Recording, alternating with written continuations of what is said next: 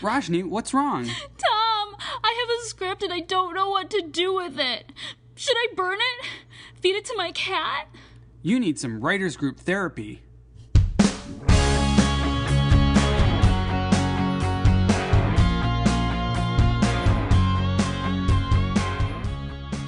Hello and welcome to Writers Group Therapy. I'm Tom. And I'm Roshni. We're writers helping writers. Are you ready for your session? The doctors are in.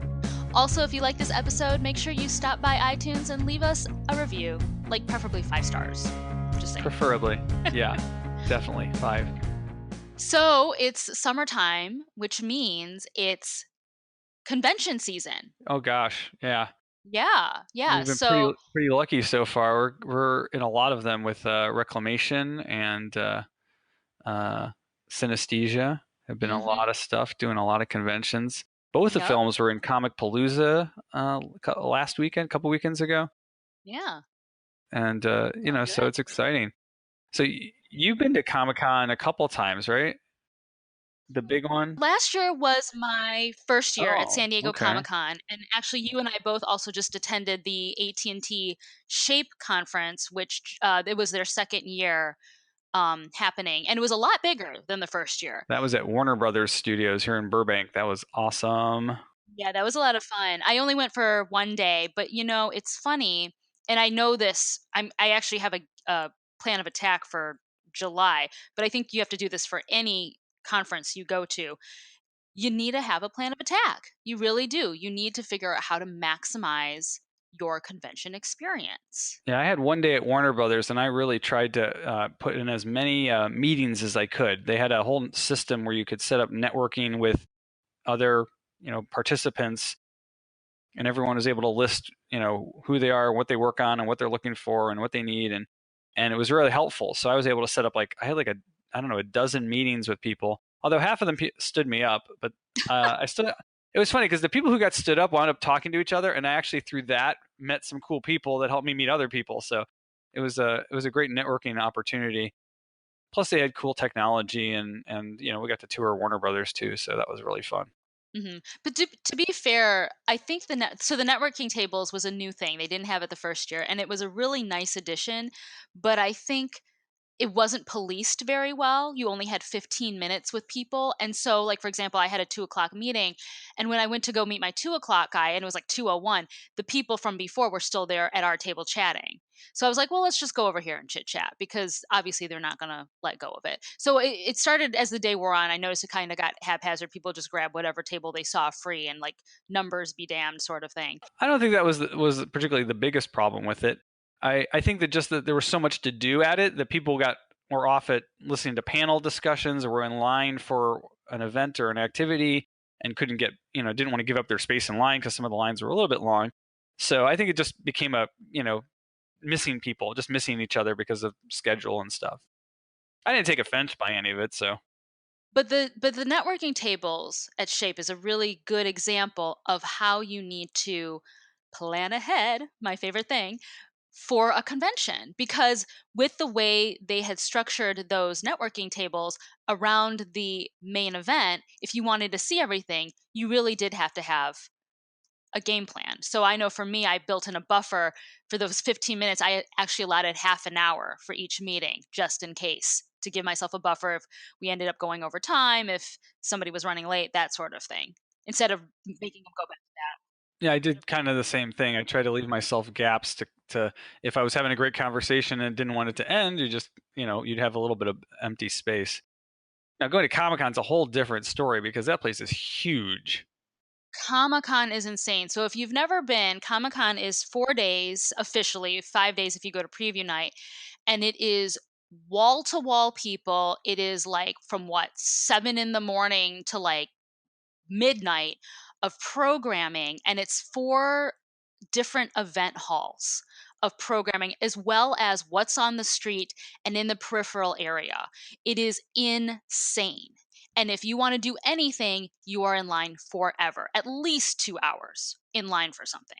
Yeah, last year, Allison, our director on our project, she got into the main hall for where they had the big, it wasn't the main hall, it was one of the main halls where they were doing all the CW presentations with all the their shows and actors and producers and writers. And she basically got in there, got a seat, and then just spent the whole day there because she didn't want to lose her seat. Mm-hmm. And so that was what she planned to do, and that's what she did. And she didn't get to see anything else during the day. Yeah. Or we hooked up with her later, but it wasn't. It's kind of like you have to decide what's most important to you, because they actually set up different tracks at these things. So you have the people who are Comic-Con doing comics, writing, designing, arting. They're arting them, drawing and painting and doing the artwork. And then you've got the other side. We're kind of on the filmmaker side, the media, the TV, the movies. And there's so many different things going on at one time. You have to really get the schedule ahead of time and really plan out what you want to do, what you want to see. Yeah. And then as far as what we're trying to do with the networking, in fact, we just met somebody the other night. Allison's friend, Jimmy, is going to be there, and he's already invited us to a cookout. I But know he that knows sounds a like lot so of much fun. yeah, Yeah. yeah, the porkathon, I think he called it. It's all pork-based food. Everything's wrapped in bacon. Anyway, so he knows he actually wrote for Star Trek, Voyager, and Star Trek Deep Space Nine. So he knows a lot of cool people, and he's invited us to this party, or maybe he can introduce us to people. So you have to start doing that way ahead of time. Find out who's going, who do you know that's going, and who do they know. Last year, you got to go to a party because of our friend from the writers group, right? Yeah, actually it was her writing partner. But I mean, that's a really good point. With Comic-Con, I think they put the schedule out maybe like a week in advance. And so get it, and also get the layout of the land, because like I said, there's 4 different buildings at least. And you might think, "Oh, I can do this panel in this hotel and then this panel in that hotel." No, you can't. You cannot cross that expanse with all those people in 10 minutes. So kind of like what Allison did, just camp out in one event hall or one area for the whole day. Right. You feel like a salmon swimming upstream sometimes. There's so many people. There's 100 and almost 50,000, 150,000 people at Comic-Con. Most people are just trying to walk the floor and look at the cool stuff and maybe go see some screenings and movies and stuff. But then, if you're really trying to, maximize your time there, you want to go to the right panel discussions that have people you're interested in, meeting or seeing speak. Like, we went to a cool one on what was it? New Voices in Horror is what they called it, and I didn't even realize it. But we get there and Elijah Wood's on the panel, so that was pretty cool because Oh he yeah, I had think done a he was horror film that was producing being discussed. something. Yeah.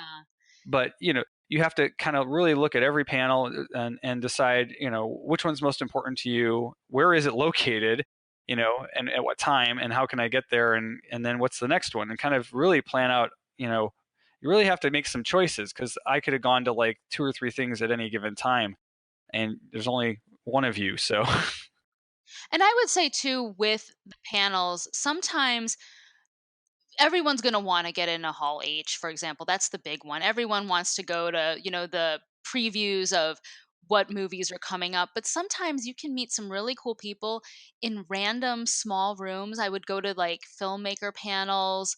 They have the movie tracks. I forget what it is, but all the films that people are all their films are being screened. I just kind of hung out in one of those rooms, and as people shuffled in and out, you meet some really cool people that way. And those rooms are less populated. So sometimes when you're in the less populated areas away from the big crowds, it's actually a lot nicer, and you meet some really great people that way. yeah, a lot of the filmmaker panels were over in the Marriott, which is just on one end of the convention center. Oh, I think I was in the Marriott. I think that's where all the film stuff was. Yeah. Yeah. Yeah. Hmm. Definitely bring water, bring sunscreen, bring snacks, bring comfy shoes. Unless you're cosplaying, I would still say wear comfy shoes. Yeah. So there's Comic Cons all over the country. There's in Florida, there's in Michigan, Indiana, Tampa, Atlanta. They're all having these really nice, some of them are 25,000 to 50,000 people. They're not San Diego Comic Cons, but they're pretty big, and they have lots of cool guests. You see, some big actors show up and producers, and they always have things, for writers and people who are interested in getting into creating comics or creating movies. Look in your local area, and you can, take advantage of these. Yeah, we can list also on the show notes where our films will be, which comic book conventions. And I would say any convention you go to, same plan of attack. Even if you're not going to San Diego, plan ahead, get the schedule, look at the tracks, figure out where all the rooms are. And the bigger the convention, Yeah, if you're going to be at one of the cons that we're going to be at, leave us a tweet us, or leave us a note on the podcast, and we'd love to see you there. Yeah, definitely. So what other tips do you have for people who are going to conventions this summer? So one really important thing is if you have business cards, take a lot of them. And if your business cards are like blank on one side, that's really great because you can write on them and say, nice to meet you. Check out this on my website, or you can make notes, and then the people can remember you better. Yeah. And for the love of God, if you have a favorite comic book shirt or film, comic book film or whatever, Star Wars or Green Lantern or whatever, wear it, because you're going to find people who love the same things that you do. And that'll be the best way to meet people. It's a great way to kind of, hey, we got the Exactly. same shirt. Let's take a picture together. And then you never know who you're going to meet that way. So. Exactly. So how about for you guys? Which conventions are you headed to this summer, and which ones are you super excited about? Let us know. Hopefully we'll see you there. Tweet it at us at WG Therapy. You can also find us online at writersgrouptherapy.com. And if you like what you hear, subscribe and share it with your friends. We'll see you next week.